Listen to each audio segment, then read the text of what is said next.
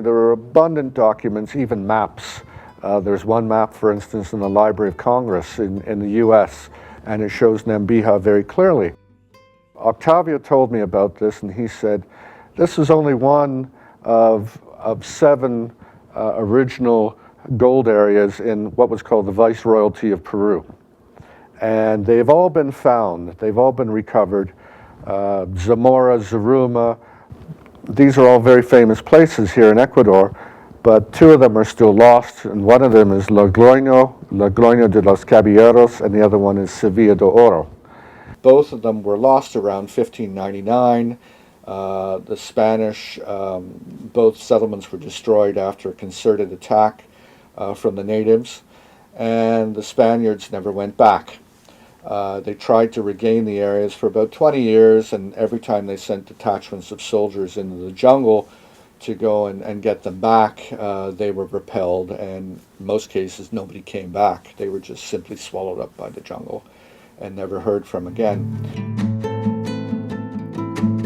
Octavio told me he had a little photocopy of a very, very famous map. First, the title of the map says Peruvie aurifer regiones typus, which means in Latin, the gold regions of Peru. And then the name of the author has been Latinized to Didaco Mendizio. His real name was Diego Mendez. And down in this corner here it says that this is a copy of an original from 1574. Well, there's probably an inset, a close-up map of this area. What do we need for permiso to get into the archivos? No, right now it's open to anybody. Yeah? Particularly for wiseman. For researchers. For research. For wise guys. This is a very, very interesting map because it shows the position of Logroño and Sevilla de Oro. And then after that, that really opened up a big can of worms for us, because then we started really to tackle the topic in a sustained way. If we find the maps of Diego Mendez in Peru, we can find all the secrets we need. He did many, many maps of the diocese, of the provinces, of the association. Where are those maps? That's a mystery right now. But everything around Diego Mendez.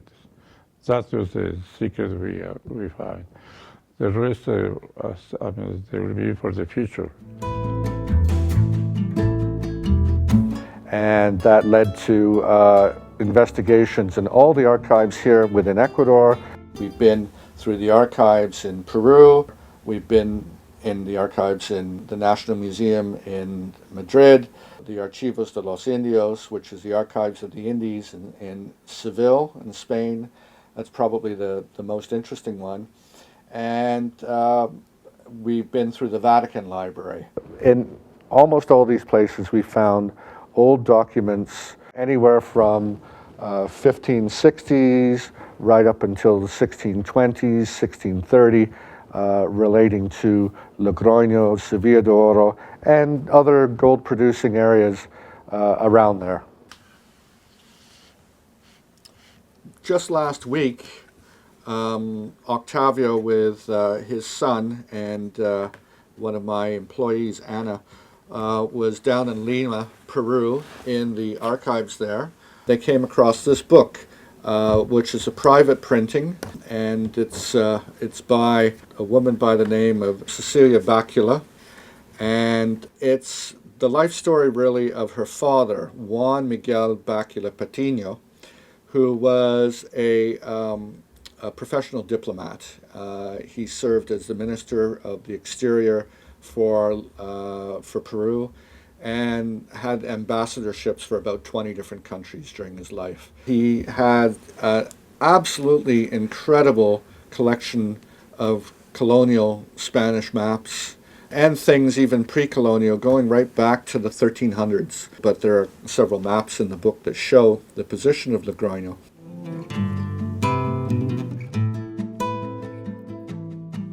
the fact that that Octavio had an interest in the old mines of Ecuador and the old tales of mining gold, it was kind of a meeting of the minds, if you like.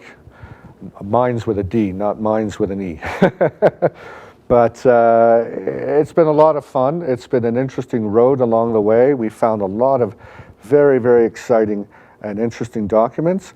And both myself and Dr. Latorre have been to the area or close to where we think Logroño is. We've been there several times. We've talked to people who live in the area. We've been able to pan gold in the streams. We've even seen artisanal miners recovering gold.